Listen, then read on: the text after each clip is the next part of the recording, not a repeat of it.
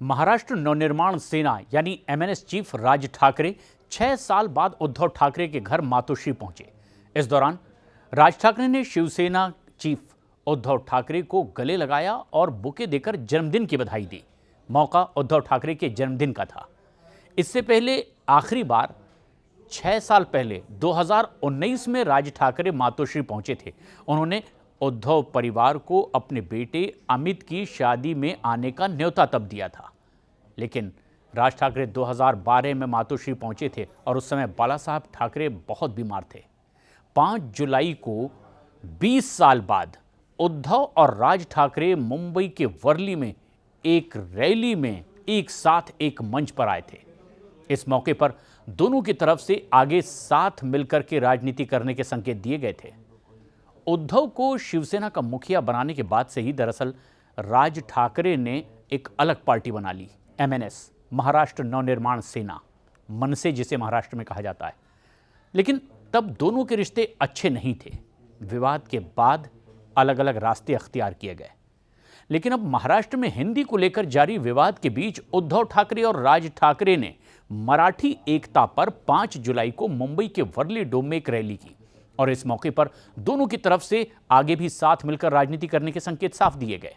राज ठाकरे ने कहा, मैंने अपने इंटरव्यू में कहा था कि झगड़े से बड़ा महाराष्ट्र है और 20 साल बाद हम एक मंच पर आए हैं और आपको दिख रहे हैं एक साथ। लेकिन हमारे लिए सिर्फ महाराष्ट्र और मराठी एजेंडा है, कोई राजनीतिक एजेंडा इस वक्त नहीं। ये बात राज ठाकरे ने कही। इसी मंच पर उद्धव ठाकरे ने कहा था कि हमारे बीच की दूरियां अब खत्म हो रही है और हम साथ हैं। साथ ही उन्होंने कहा कि एक साथ आना, एक मंच साझा करना हमारे भाषण से भी ज़्यादा कहीं अहम है। 2002 तक राज ठाकरे और उद्धव ठाकरे शिवसेना मिलकर संभाल रहे थे। 2003 में महाबलेश्वर में शिवसेना का अधिवेशन हुआ। बाला साहब ठाकरे ने राज ठाकरे से सीधे आदेश में कहा, उद्धव को पार्टी का कार्यकारी अध्यक्ष बना दो। ऐसे में राज ठाकरे को बिल्कुल इस बात की उम्मीद नहीं थी। उन्होंने बाला साहब ठाकरे से पूछा, फिर मेरा क्या होगा, मेरे लोगों का क्या होगा। 2005 तक उद्धव ठाकरे पार्टी में एक्टिव होने लगे, पार्टी पर हावी होने लगे और पार्टी के हर फैसले में उनका असर दिखने भी लगा था। और यह बात राज ठाकरे को कभी भी अच्छी नहीं लग रही थी, क्योंकि तैयारी उनकी ये थी, जो रिएक्शन उन्हें पूरे महाराष्ट्र से मिल रहे थे कि बाला साहब ठाकरे के बाद अब उत्तराधिकारी के तौर पर राज ठाकरे ही शिवसेना पर काबिज होंगे। लेकिन ऐसा होता नहीं दिखाई दिया। 27 नवंबर 2005 को राज ठाकरे ने घर के बाहर हजारों के समर्थकों की भीड़ जुटाई और यहां राज ठाकरे के समर्थकों ने कह दिया कि अब रास्ता अलग बनाना पड़ेगा। राज ठाकरे ने कहा समर्थकों के बीच कि मेरा झगड़ा मेरे विट्ठल से यानी भगवान विठोबा के साथ नहीं, बल्कि उसके आसपास के पुजारियों के साथ है। संकेत साफ थे कि बाला साहब ठाकरे राज ठाकरे के इष्ट आराध्य हैं और उनसे कोई शिकायत नहीं, लेकिन उनके इर्द गिर्द जो लोग हैं उनकी हरकतों से राज ठाकरे नाराज हुए।